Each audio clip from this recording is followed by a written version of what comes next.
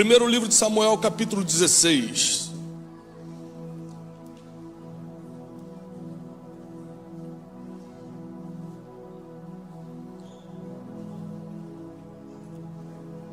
Versículo 15. É uma passagem muito conhecida, mas talvez você não tenha prestado atenção em algumas coisas que eu quero te mostrar hoje.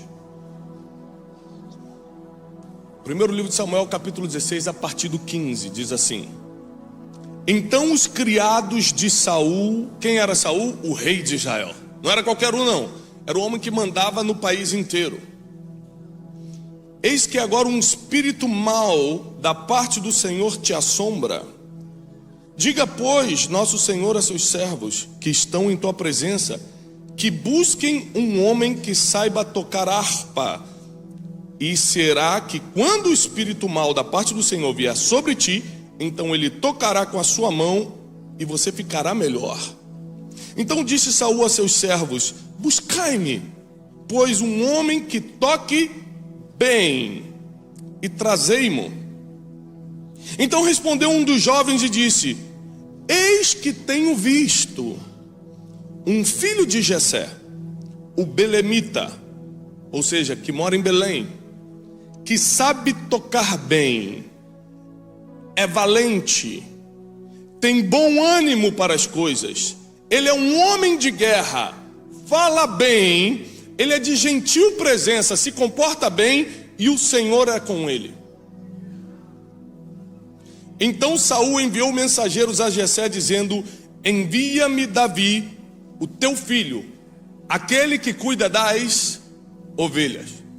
Eu não sei se você reparou, mas esse texto aqui é uma confusão. É que a gente lê a Bíblia e não para prestar atenção em cada palavra, em cada mensagem, micromensagem que a Bíblia nos passa. Primeiro, eles falam que conhecem um garoto que toca harpa muito bem, tão bem a ponto de estar na presença de um rei. Em Provérbios diz: Vês um homem perito, especialista no que faz, ele andará com reis e não com a plebe. Então nos maiores problemas da vida é quando você é incoerente com o seu destino. Você quer andar com reis, mas não sabe fazer nada bem. E a Bíblia diz que só fica diante de reis quem faz alguma coisa muito bem, ou seja, quem é perito, quem é especialista no que faz.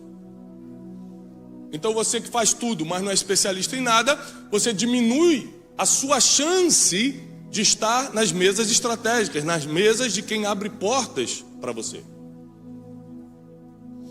A confusão é que Saul sabia, estava recebendo a notícia de que ele era harpista, ele tocava muito bem a harpa, mas que ele estava cuidando das ovelhas. Quem aqui faz mais de duas coisas ao mesmo tempo? Você é obreiro na igreja, mas também é mecânico, mas também chega em casa, tem que consertar o ar-condicionado, você que dá o jeito em tudo ali, ó, o irmão já se entregando. Ou seja, eu tenho o meu emprego, eu vivo das minhas obras literárias, sou escritor, sou fundador e CEO de um instituto, eu sou palestrante, mas a parte do meu trabalho, do que eu uso para fazer dinheiro, eu tenho meu ministério. Então eu não estou aqui a trabalho, eu estou aqui a serviço do rei hoje. Hoje eu vim devolver o que ele me entrega: dom, talento, habilidade, saúde. Eu não estou aqui fazendo mais do que a minha obrigação. Se Deus me deu e eu não devolver, eu perco. Então, muitas pessoas fazem mais de uma coisa na vida. Davi não era diferente da gente. Ele cuidava das ovelhas do seu pai, ele vivia disso, ali era a sua manutenção, mas ele tocava harpa. Quanto tempo se leva para aprender o instrumento? Quanto tempo você levou, querido, para aprender o piano? Você lembra? 1 ano? Quem aqui toca algum instrumento? Levou mais de 1 ano. Quanto tempo você levou, pastor? 2 anos. Ou seja, se você começa a estudar hoje um instrumento, você pode levar de 1 a 2 anos para começar a tocar. Agora, para ser bom, para ser perito a ponto do presidente dos Estados Unidos te mandar tocar na Casa Branca para ele, quanto tempo você tem que estudar? Um pouco mais, né? O amado teria condição hoje? Na dúvida, já não vou te chamar de Davi. Ou seja, se hoje o presidente dos Estados Unidos precisa de alguma coisa, você sabe fazer tão bem a ponto de você ser o primeiro da lista? Porque a gente adora ler a Bíblia, mas a gente não entende todo o contexto, né? Parece que Deus fez um milagre cair do céu e Davi virou do nada um cara especial. Não foi isso não. Deus não botou o dom de tocar harpa, ele teve que fazer aula. Ele teve que aprender. Ninguém nasce sabendo tocar um instrumento. Você pode até ter uma habilidade de, eu tenho um ouvido musical. Eu tenho um ouvido musical. É uma habilidade. Mas eu tive que estudar, eu toco instrumento, mas eu tive que estudar. Não tem jeito. Então Davi, enquanto cuidava das ovelhas, e devia ser muito chato, porque ele era o menor da casa, então todo mundo estava no exército de Israel, todo mundo estava nos empregos importantes, e aquilo que ninguém quer fazer, ficar limpando ovelha, fica para. Imagina, gente, na época não tinha celular, e era molice hoje, você vai, ovelhinha, fica aí, então. Naquela época tu tinha que ficar olhando para cima, as ovelhas pastando de um lado para o outro, caramba. A minha vida passando. Só que Davi, em vez de estar reclamando da vida, estava aprendendo a fazer alguma coisa. O tempo que você gasta reclamando, murmurando, deveria estar gastando ou investindo este tempo para aprender algo que pode mudar a sua vida.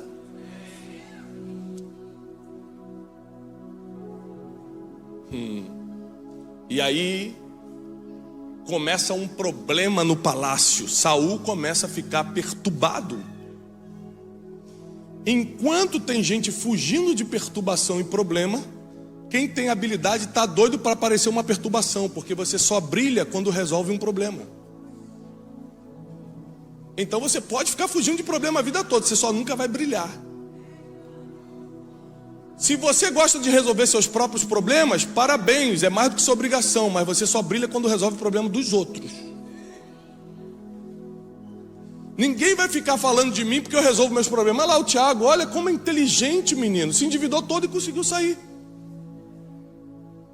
Ninguém celebra pelo problema que você resolveu teu mesmo. Agora experimenta pegar uma família que está com um problema que você pode resolver com uma informação.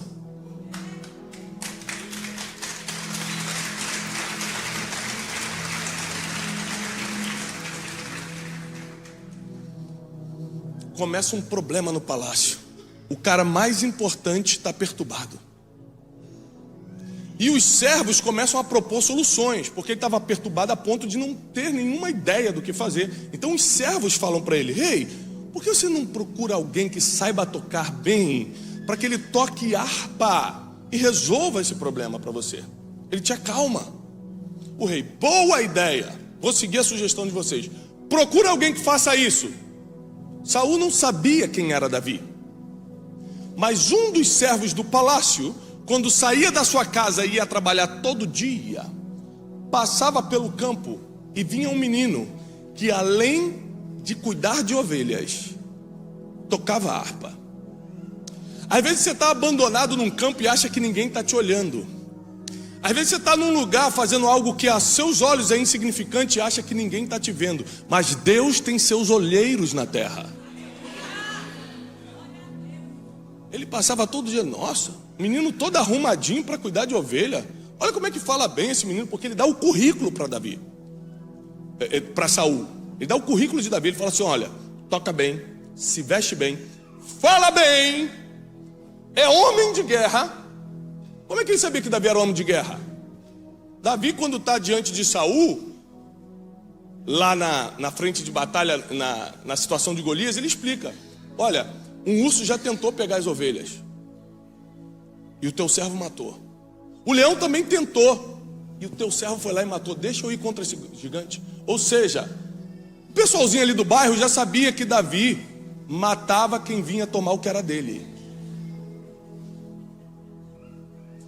Então, um garoto ainda na adolescência tinha um currículo que gente de Harvard não conseguiu montar.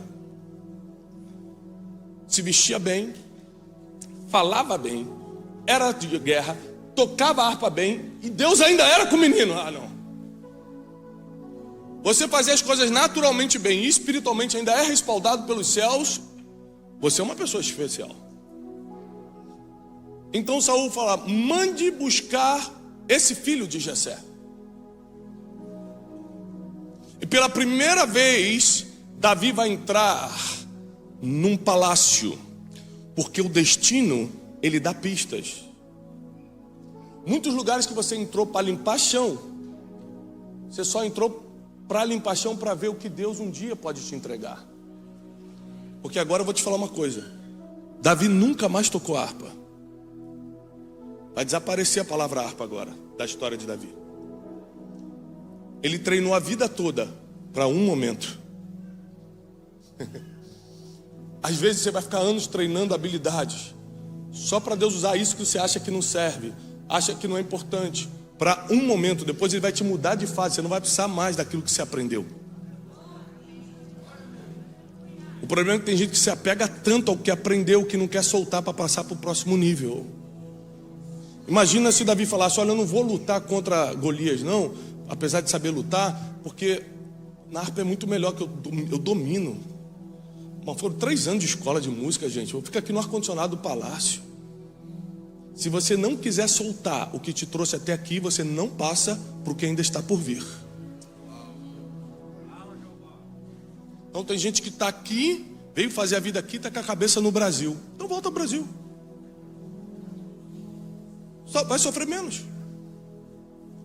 Se você não soltar o que está atrás, você não pega o que está por diante.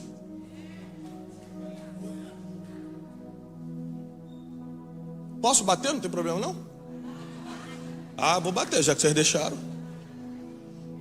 Saul enviou mensageiros a Jessé dizendo: traga-me o teu filho Davi, aquele que está com as ovelhas. Então Jessé tomou um jumento carregado de pão, um odre de vinho, um cabrito, e enviou-lhes a Saul, junto com Davi, o seu filho.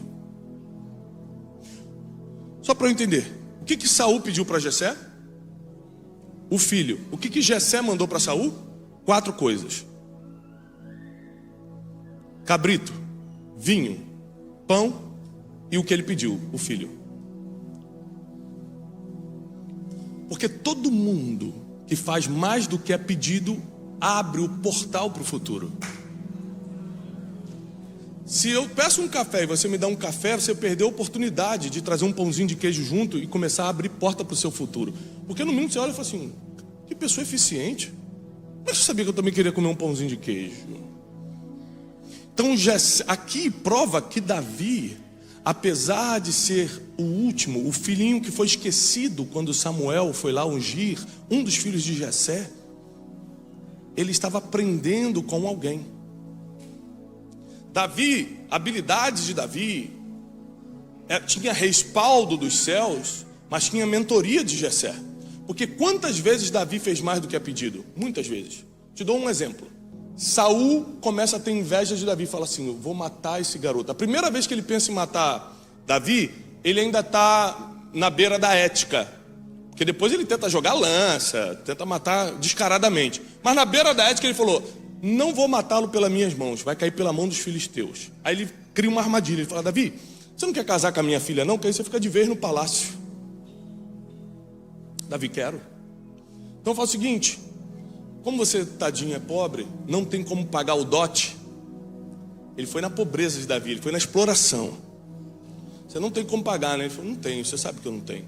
Então faz o seguinte: entra no acampamento do inimigo, entra lá nos filisteus, mata 100 homens, arranca o prepúcio e traz para mim. Todo mundo sabe o que é o prepúcio?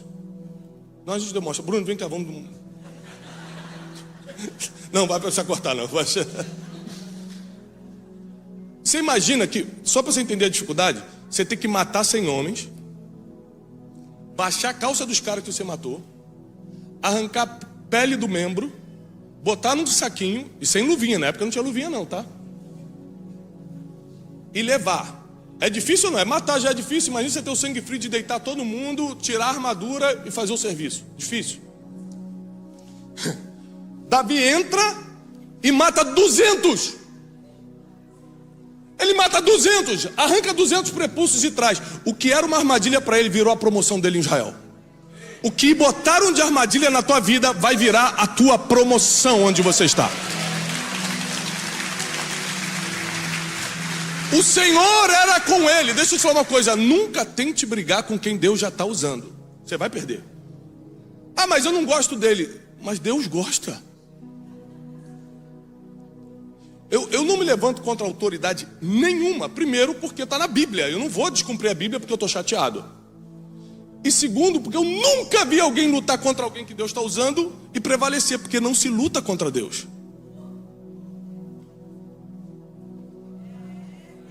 Não lute contra Deus.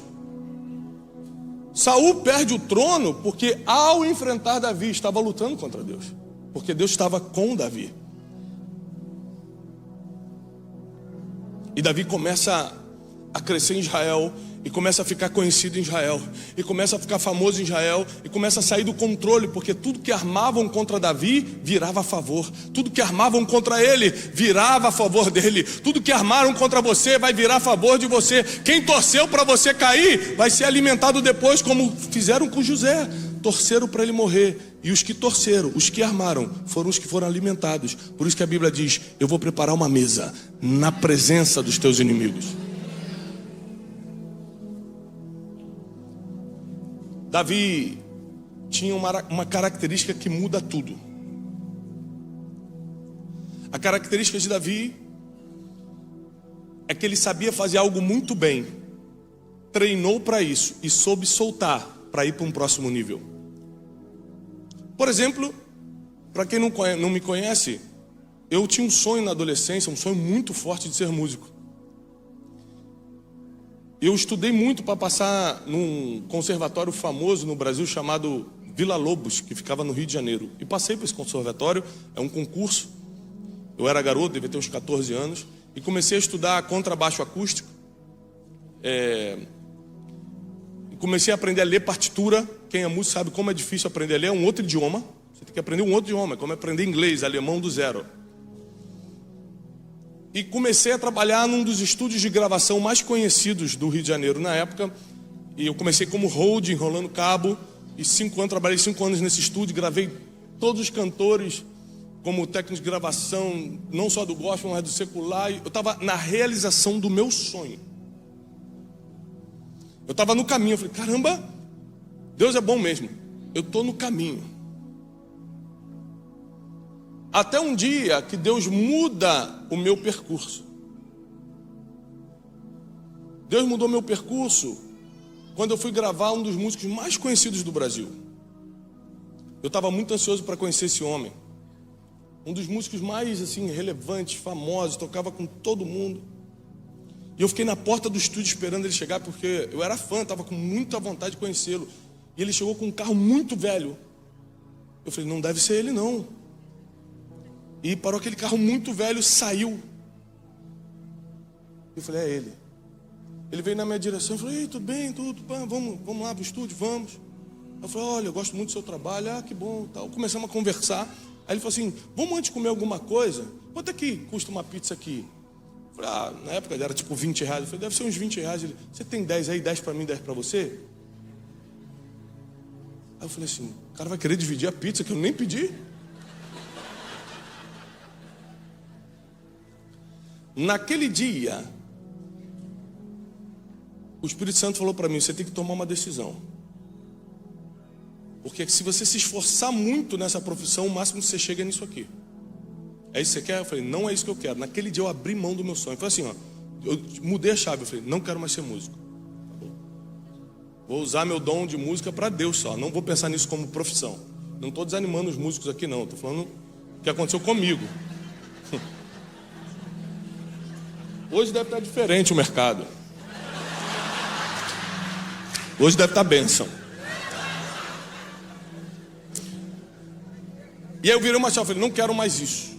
E eu tive que desprender. Aí, a primeira noite eu entrei em crise. Falei, caramba, e os 3 anos de escola de Vila Lobos? E as madrugadas estudando partitura? E quantas vezes eu ficava 2, 3, 4 horas depois da escola estudando o contrabaixo, fazendo tudo? Deus falou assim, olha, quantas pessoas eu te apresentei nesses 5 anos de estúdio? Amigos que eu tenho até hoje. Quando eu comecei uma agência de viagem anos atrás, meus primeiros clientes, tudo saiu desses 5 anos. Deus te dá uma habilidade só para você entrar num lugar que você nunca entraria sem essa habilidade. Mas essa habilidade não é o que Ele vai te usar, é só a porta de entrada porque Deus vai começar a fazer.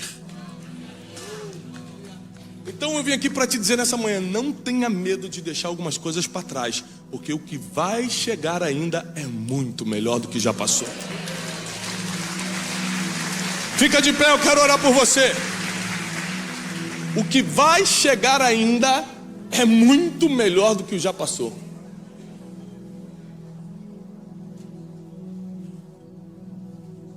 Nós poderíamos ficar hoje o dia inteiro estudando sobre Davi. Eu acho que não existe um personagem mais estudável e complexo do que Davi, mais emblemático.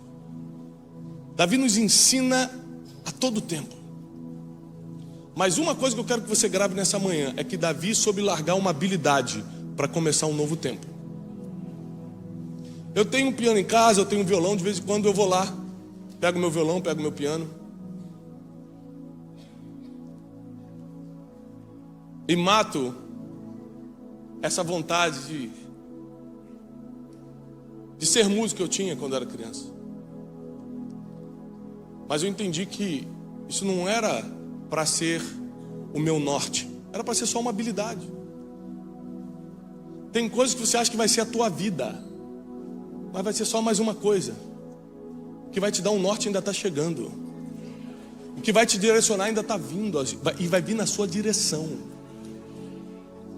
Então não pensa que está mal ainda porque a tua história não acabou. Todo o processo é difícil, o que você está atravessando é o processo. Mas quando um problema surgir e mandarem chamar você, aqui começa o levante de Deus na sua vida. As maiores e melhores coisas que aconteceram na minha história foi porque alguém teve um grande problema e mandou me chamar.